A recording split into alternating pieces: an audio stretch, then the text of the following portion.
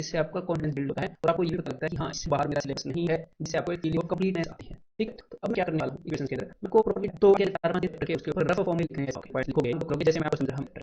तो linear equation आपका clear cut understanding होती है। लीनियर इक्वेशंस के अंदर सबसे पहले हमने क्या किया है, मैंने आपको बताया था कि लीनियर इक्वेशन को सोल्व कैसे करते हैं। तो मैंने आपको कई तरह की लीनियर इक्वेशन बताई थी। एक तो दो वेरिएबल वाली दो इक्वेशन बताई थी मैंने आपको, मतलब कि ऐसे हो 2x plus 3y is equal to something, 3x plus 4y is equal to something, उनको सोल्व करना। उनके अंदर हम क्या कर रहे थे, उनके अंदर हम किसी भी एक वेरिएबल के कोएफिशिएंट को इक्वल कर रहे थे नंबर से मल्टीप्लाई करके, और अपनी जरूरत के अकॉर्डिंग एक इक्वेशन को दूसरे से या तो सब्ट्रैक्ट कर रहे थे या ऐड कर रहे थे, ताकि एक वेरिएबल खत्म हो जाए। ठीक है, फिर उसके बाद एक वेरिएबल की वैल्यू आ जाती थी और फिर इक्वेशन में वैल्यू पुट करके दूसरे वेरिएबल की इक्वेशन निकाल लेते थे। और ऐसे ही हमने लीनियर इक्वेशन का एक टाइप किया, तीन वेरिएबल जिसके अंदर हमें तीन इक्वेशन चाहिए सोल्व करने के लिए। ठीक है, इसके अंदर स्टैंडर्ड क्या था, तीन वेरिएबल तीन इक्वेशन के अंदर हो क्या रहा था। हम सबसे पहले, अब देखो यहाँ से हमारे सामने तीन इक्वेशन थी, हम किसी भी दो इक्वेशन का जोड़ा बनाते थे, उसमें से एक वेरिएबल को काट देते थे। मान लो ये equation X Y Z variable में है, तो उन दो इक्वेशन में से सपोज हमने y को खत्म कर दिया, एलिमिनेट कर दिया, उसके कोएफिशिएंट सेम करके, तो हमारे पास एक इक्वेशन आ जाती थी x और z में। उसके बाद हम किसी भी और दो इक्वेशंस का जोड़ा बना के, हमारी मर्जी है फॉर एग्जांपल इनका, फिर से हम वहां से y को खत्म करते थे, तो हमारे पास एक और इक्वेशन आ जाती थी दो वेरिएबल में।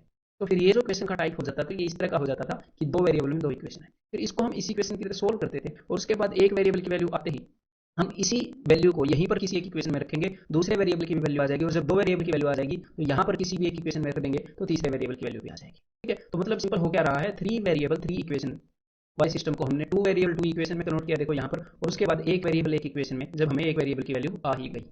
ठीक है, एक तो हमने ये चीज़ की थी। तो यहाँ पर मैंने आपको बताया था कि जब तीन वेरिएबल होंगे तो उनको सोल्व करने के लिए आपको डेफिनेटली तीन इक्वेशन चाहिए ही चाहिए, अदरवाइज आंसर आपका कैन नॉट से हो जाएगा। लेकिन साथ में ही हमने कुछ ऐसे क्वेश्चंस भी किए थे जहाँ पर हमें तीन वेरिएबल्स वाले क्वेश्चंस को सोल्व करने के लिए दो इक्वेशन ही चाहिए थी। ऐसे क्वेश्चन जबरदस्ती सेट किए जा सकते हैं, उनकी वैल्यूज को खुद प्लान करके सेट किया जा सकता है। तो कभी कभी एग्जामिनर उनको सेट करता है, ऐसे क्वेश्चन मैंने आपको दिखाए थे, तो उनके बारे में भी आपको सोचना चाहिए पहले, कैन नॉट से लिखने से पहले। ठीक है, तो अब देखते हैं भाई नेक्स्ट। तो नेक्स्ट हमने जो किया था लीनियर के अंदर, वो किया था नंबर ऑफ सॉल्यूशंस। जैसे कि मैंने आपको बताया था कि कोई भी लीनियर इक्वेशन है वो होती क्या है, वो ग्राफ के अंदर एक लाइन ही होती है। तो दो लीनियर इक्वेशंस के कितने सॉल्यूशन हैं, इसके ऊपर हमने चर्चा की। तो देखो, सबसे पहले जो लीनियर इक्वेशन है मैंने मान लिया a1x plus b1y plus c equal to zero, और दूसरी लीनियर इक्वेशन है a2x प्लस b1y, b1 नहीं b2y प्लस, इसको मैंने c1 ले लिया, इसको c2 इक्वल टू जीरो। अब मैं एक बार इनका a1 a2 x के जो कोएफिशिएंट हैं, b के जो कोएफिशिएंट हैं, और ये जो कांस्टेंट हैं, इनके ये रेशियोज लिख लेता हूँ। देखो अब ध्यान से देखो यहाँ पर, अगर देखो अब ये दो इक्वेशंस हैं, ये दो इक्वेशंस अगर ये तीनों इक्वल हैं, अगर ये वाला केस हुआ ये पहले वाला, तो इसका मतलब जब ये तीनों इक्वल हो, डिटेल में मैंने वहां पर बताया है, तो इसका मतलब है कि भाई साहब को इंसिडेंट लाइन्स है। को इंसिडेंट यानी कि एक लाइन के ऊपर दूसरी लगी पड़ी है, और कितने सॉल्यूशन हो गए, इनफाइनाइट प्लेसेस पर ये एक दूसरे को काट रहे हैं, इनफाइनाइट सॉल्यूशन। और अगर इसके अंदर यहाँ पर नॉट इक्वल टू आ गया, तो इसका मतलब है कि भाई ये पैरेलल लाइंस हैं, पैरेलल समानांतर रेखाएं। को इंसिडेंट का मतलब है संपाती रेखाएं, तो यहाँ पर पैरेलल का मतलब है कि दो लाइनें कभी भी एक दूसरे को इंटरसेक्ट या प्रतिच्छेदित नहीं कर रही हैं, यानी कि यहाँ पर नो सॉल्यूशन, नो सॉल्यूशंस। ठीक है, और अगर ये यहाँ पर ऐसे हो जाए, हमें आगे के बारे में पता नहीं जो भी होगा, लेकिन ये पहले वाले दो रेशियोज इक्वल ना हो, यानी कि यहाँ पर जो लाइंस आएंगी उनका वन सॉल्यूशन है। ठीक है, वो लाइंस इंटरसेक्टिंग लाइंस होंगी, और एक सॉल्यूशन है वो एक पॉइंट पे एक दूसरे को इंटरसेक्ट कर रही हैं, वो इस तरह की लाइंस होंगी। ठीक है, तो ये क्लियर है। अब देखो, इसके अलावा हमने जो लीनियर इक्वेशन उसके अंदर कुछ नहीं किया था, अब मैं इसको रब करके क्वाड्रेटिक इक्वेशन पर आ रहा हूँ। ठीक है, तो चलिए अब हम क्वाड्रेटिक इक्वेशन की तरफ चलते हैं। ऐसे आपने क्या करना है, ऐसे लिखना है कि लीनियर में ये चीज़ थी, क्वाड्रेटिक में ये चीज़ थी। तो यहाँ पर तो मैं आपको समझा रहा हूँ, जब आप खुद को नहीं समझा रहे होगे तो ये तो आप 5 मिनट में लिख लोगे। एक चैप्टर को 5 से 7 मिनट में रिवाइज करोगे तो कैसे एक घंटे के अंदर पूरा क्वांट रोज रिवाइज करोगे आप। ठीक है, तो अब तक आपने जितने चैप्टर पढ़े हैं ना, तो उनको रिवाइज करना स्टार्ट कर दो भाई। You will definitely thank me अगर आप इसको आप बड़े से यूज करोगे तो। ठीक है, बड़ी तगड़ी जबरदस्त चीज़ है। तो चलो भैया मैं आपको बता देता हूँ कि क्वाड्रेटिक इक्वेशन में क्या क्या क्या। तो सबसे पहले मैंने आपको क्या बताया था कि कोई भी इक्वेशन क्वाड्रेटिक इक्वेशन है ये कैसे पता चलता है। तो देखो, उसके लिए हमें दो कंडीशन चेक करनी होती हैं कि जो उस इक्वेशन के अंदर जो एक्स की या जिस भी वेरिएबल में वो इक्वेशन है, वाई में, जेड में, टी में, उसकी जो हाईएस्ट पावर है, जो मैक्सिमम जो बड़ी से बड़ी घात है, वो दो होनी चाहिए, और दूसरी जो भी पावर्स हैं वो सारी इंटीजर होनी चाहिए। ऐसा नहीं होना चाहिए कि कोई पावर दो बटे तीन है, एक बटे तीन है। क्लियर है, तो हमने ये किया था, और फिर मैंने साथ में आपको स्टैंडर्ड फॉर्म बताई थी क्वाड्रेटिक इक्वेशन की, जनरली हम इसको ऐसे लिखते हैं और इसी के हिसाब से सारे फॉर्मूले हम बनाते होते हैं। ठीक है, उसके बाद मैंने आपको जो दूसरी चीज बताई थी वो ये बताई, ध्यान से सुनिएगा। अगर हमारे पास क्वाड्रेटिक इक्वेशन की रूट्स हैं तो हमें उससे क्वाड्रेटिक इक्वेशन बनानी आनी चाहिए, और अगर हमारे पास क्वाड्रेटिक इक्वेशन है तो उससे हमें रूट्स निकालने आनी चाहिए। अगर हमारे पास रूट्स हैं कि भाई 3 और 7, तो हमें ये पता होना चाहिए कि क्वाड्रेटिक इक्वेशन की स्टैंडर्ड फॉर्म हम एक और हिसाब से भी लिख सकते हैं, और वो गलत नहीं है। X square minus sum of roots into x plus product of roots equal to zero, ये एक स्टैंडर्ड फॉर्म है क्वाड्रेटिक इक्वेशन की।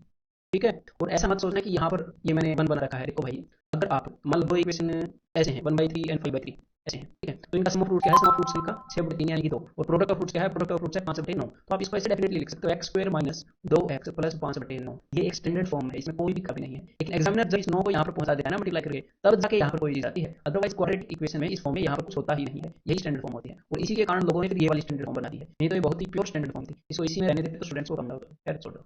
ठीक है, तो क्लियर है। तो आपकी ये जो इक्वेशन है ये आपको हेल्प करेगी कि जो इक्वेशन की रूट्स हैं उनका सम क्या होता है, उनका प्रोडक्ट क्या होता है, उसकी रिलेशन डिटरमिन करने में। तो अगर हमारे पास इक्वेशन की रूट्स है तो हमें इक्वेशन बनानी आनी चाहिए, और अगर हमारे पास इक्वेशन है, अगर मान लो इस फॉर्मेट में है, तो जो सम ऑफ रूट्स है वो क्या होगा, यहाँ पर जो भी चीज़ है उसका साइन आप चेंज करोगे, डिवाइडेड बाई, यहाँ पर अगर एक होगा तो डिवाइड करने की जरूरत नहीं है, लेकिन ए है तो डिवाइड करो। और प्रोडक्ट ऑफ रूट्स क्या है? वो है सी बाई ए। ठीक है, तो आप प्रोडक्ट को दो हिस्सों में बांट कर ऐसे दो हिस्सों में बांट सकते हो जिनका सम इसके बराबर होगा, आपको रूट्स मिल जाएंगे इक्वेशन से। क्लियर है।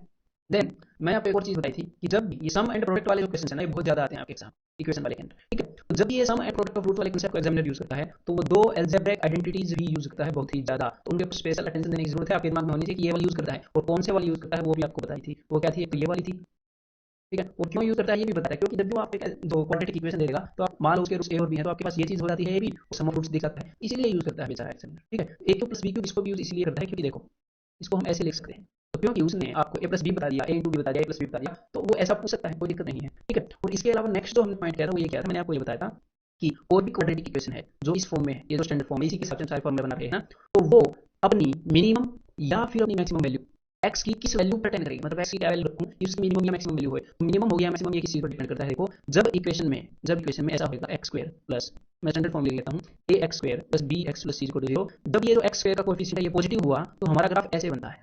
तो मतलब कि उस केस में आपसे हमेशा मिनिमम पूछता है, मिनिमम कितनी हुई। तो अगर ये यहाँ पर नेगेटिव हुआ तो इक्वेशन का ग्राफ ऐसे बनता है। तो इस केस में देखो ये अपनी मैक्सिमम कहीं पर अचीव करती है, मिनिमम इसकी माइनस इन्फिनिटी होती है तो मिनिमम पूछेगा नहीं। और दूसरा जो केस था उसके अंदर इसकी मैक्सिमम इन्फिनिटी होती है, मिनिमम आपसे पूछता होता है। ठीक है, तो आपसे वही पूछता है जो उस इक्वेशन की ऐसे किसी जगह पर अचीव होती है, तो उसकी टेंशन नहीं लेनी। तो मिनिमम और मैक्सिमम दोनों वैल्यूज जो अलग इक्वेशन मैंने आपको बताई उनकी उसी जगह पर अचीव होती है जब उनका सम ऑफ रूट्स को आप दो से डिवाइड करते हो, मतलब उनकी रूट्स का एवरेज निकालते हो। यानी कि सम ऑफ रूट्स क्या होता है? माइनस बी अपॉन ए, माइनस बी अपॉन ए, तो इसको मैं दो से डिवाइड कर रहा हूँ। जब एक्स की value minus B upon 2a होती है तो वो इक्वेशन अपनी मिनिमम या मैक्सिमम वैल्यू अचीव कर लेती है। वो मिनिमम और मैक्सिमम वैल्यू होती क्या है इक्वेशन की? देखो एक्स की वैल्यू जब इतनी होगी वो अचीव कर लेगी, लेकिन क्या होगी मिनिमम और मैक्सिमम क्या अचीव करेगी? उसके लिए ये फॉर्मूला है, जो वैल्यू है, वैल्यू इटसेल्फ की जो मिनिमम और मैक्सिमम वो क्या होगी? 4ac minus B square upon 4a। Clear है। देन इसके अलावा पांचवी चीज मैंने आपको क्या बताई थी? पांचवी चीज मैंने आपको बताई थी नेचर ऑफ रूट्स। ठीक है, तो नेचर ऑफ रूट्स को एक बार जल्दी से रिवाइज करवा देता हूँ। जो नेचर ऑफ रूट्स है वो अल्टीमेटली आपका डिपेंड करता है, क्योंकि जो ये स्टैंडर्ड फॉर्म है जो यहाँ पर लिखी थी थोड़ी देर पहले, इसको आप एक इस तरीके से भी इसके रूट्स निकाल सकते हो, minus B plus minus under root. ये आपने स्कूल में भी डेफिनेटली पढ़ा होगा, एनसीईआरटी में तो कहाँ पर बच्चे लागू पढ़ने पड़ेगा। ठीक है, डिवाइडेड बाई 2a। तो देखो जब ऐसे स्टैंडर्ड फॉर्म में वर्क करते हैं एक बार, वैसे सांस ले लो एक बार। हाँ देखो, मैं अब करते कभी कभी कुछ बोलता हूँ तो मुझे हो जाता है, इसलिए चलो एक चीज पर ध्यान देते हैं। एक बार में आपको पढ़ाना काफी इंपॉर्टेंट काम है, ठीक है, सिखाना किसी को। अब देखो ये तो है ये इक्वेशन की रूट्स हैं, इक्वेशन की रूट्स। तो यहाँ पर इस अंडर रूट के नीचे जो चीज है वो क्या है? उसको हम डिस्क्रिमिनेंट बोलते हैं। तो जो रूट्स हैं वो किन की तरह की हो सकती हैं? देखो वो हो सकती है इमेजिनरी हो, वो हो सकती है कि भाई रियल हो एंड डिस्टिंक्ट हो। डिस्टिंक्ट मतलब क्या? अलग हो सकती है जो रूट्स है वो रियल हो एंड इक्वल हो, और वो हो सकती है रैशनल हो, या फिर इक्वेशन की रूट्स इरेशनल हो। जो जो आपसे पूछेगा वो मैं बोल रहा हूँ, जो जो भी पूछने के चांस है। तो देखो ये कैसे कैसे होंगे वो मैं आपको बता देता हूँ। देखो भाई कोई भी चीज इमेजरी कोई भी नंबर तब बनता है जब अंडर रूट के नीचे नेगेटिव आ जाता है, और अंडर रूट के नीचे यहाँ पर नेगेटिव कैसे आएगा? यहाँ पर नेगेटिव तभी आएगा जब हमें जिस चीज में से, जो हम छोटी चीज में से बड़ी घटा देंगे। इसका मतलब when B square is less than 4ac तो नेगेटिव आ जाएगा, मतलब कि रूट्स इमेजरी हो जाएंगी। और जब B square will be greater than 4ac तो रियल होंगी और डिस्टिंक्ट अलग अलग होंगी। तो अलग अलग यानी कि एक जगह पर इक्वल भी हो सकती है, तो इक्वल तब होंगी तो B square is equal to 4ac।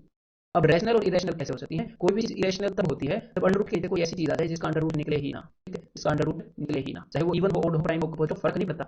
अगर अंडर रूट नहीं निकला तो वो इरेशनल है। ठीक है मेरे भाई, देखो इसका मतलब अगर ये जो इस अंडर रूट के नीचे ही परफेक्ट स्क्वायर आ गया तो अंडर रूट निकल जाएगा, अगर नहीं आया तो नहीं निकलेगा। तो अगर अपना डिस्क्रिमिनेंट मतलब कि B square minus 4ac perfect square है तो रूट्स विल बी रैशनल, अगर discriminant not a perfect square है तो इरेशनल हो जाएंगे। क्लियर, ये सिंपल सी बात है। और एक और चीज मैंने आपको बताई थी नेचर ऑफ रूट्स के बारे में, मैं स्क्रॉल कर रहा हूँ। क्या चीज बताई कि भाई रूट्स का साइन डिटेक्ट करना, तो देखो उसको भी मैं डिटेल में आपको बता देता हूँ। देखो उसको हम कैसे डिटेक्ट करेंगे? उसको हम डिटेक्ट करेंगे sum of roots and product of roots से। तो देखो यहाँ पर मैं सारी पॉसिबल वैल्यूज लिख लेता हूँ। सम ऑफ रूट्स पॉजिटिव हो सकता है ना, तो हो सकता है प्रोडक्ट ऑफ रूट्स भी पॉजिटिव हो या फिर वो नेगेटिव हो। सम ऑफ रूट्स नेगेटिव होगा तो वो पॉजिटिव हो या फिर वो भी नेगेटिव हो, तो ये सारी केस हो सकते हैं। तो अब एक बात को ध्यान से सुनिएगा, ठीक है। इस केस के अंदर जब सम ऑफ रूट्स भी पॉजिटिव है, प्रोडक्ट ऑफ रूट्स भी पॉजिटिव है, तो इसका मतलब दोनों रूट्स पॉजिटिव है। रटना नहीं है मेरे भाई, कहीं रट के बैठ जाओ, समझा रहा हूँ, ठीक है। रटवाने का बराबर नहीं करता, और आपको भी रटना नहीं चाहिए, तो सिलेक्शन नहीं होगा। भाई दो वैल्यूज का प्रोडक्ट पॉजिटिव है मतलब या तो दोनों पॉजिटिव है या दोनों नेगेटिव है, या तो दोनों नेगेटिव है। लेकिन उनका सम भी पॉजिटिव है तो दोनों नेगेटिव तो हो नहीं सकती, तो समझो इनको। अब दो चीजें हैं, दो वैल्यूज हैं जिनका प्रोडक्ट नेगेटिव है। देखो प्रोडक्ट ऑफ रूट्स ये है तो नेगेटिव है, तो इसका मतलब एक नेगेटिव है आपका। और दोनों का सम पॉजिटिव है। इसका मतलब जो बड़ी वाली है ना, जो जो बड़ी वाली है वो पॉजिटिव और छोटी वाली नेगेटिव है। ठीक है, तो मतलब एक पॉजिटिव है एक नेगेटिव है। अब इस वाले केस को देखो, दो प्रोडक्ट है वो पॉजिटिव है, यानी कि या तो दोनों पॉजिटिव होंगे या दोनों नेगेटिव होंगे, लेकिन सम नेगेटिव है तो भाई दोनों पॉजिटिव तो हो नहीं सकती, तो इसका मतलब दोनों नेगेटिव ही है। तो इसको समझो चीजों को। अब देखो यहाँ पर जो प्रोडक्ट है, सबसे पहले प्रोडक्ट को देखा करो, उसे सबसे पहले अंदाजा चलता है प्रोडक्ट नेगेटिव है, यानी कि एक नेगेटिव है और एक पॉजिटिव है। ठीक है, लेकिन सम नेगेटिव है, मतलब कि जो बड़ी वाली है वो नेगेटिव और छोटी वाली पॉजिटिव है। क्लियर है, हमें साइन का पता चल रहा है इसलिए कौन सा साइन क्या है। इसके अलावा एक चीज मैंने आपको एक और बताई थी कि जो भी इरेशनल रूट्स हैं और जो भी इमेजिनरी रूट्स हैं, इमेजिनरी सिलेबस से बाहर है तो सिर्फ इरेशनल का सुन लो, कि जो भी इरेशनल रूट्स होते हैं किसी भी क्वाड्रेटिक इक्वेशन की, वो हमेशा कॉन्जुगेट पेयर्स में ओकर करती है। मतलब कि अगर एक रूट ए प्लस रूट बी होगी तो दूसरी रूट पक्का ए माइनस रूट बी होगी। अगर किसी भी क्वाड्रेटिक इक्वेशन की एक रूट 3 प्लस रूट 2 है तो दूसरी पक्का 3 माइनस रूट 2 होगी। ये ना हो ये इम्पॉसिबल है, पक्का होगी ही होगी। अगर एक रूट ए प्लस रूट 7 है तो दूसरी 1 माइनस रूट 7 होगी। समझ गए? तो बस यही सारे कंसेप्ट है और आगे से ऐसे ही आपने रोज को रिवाइज करना है। ठीक है, क्लियर हो?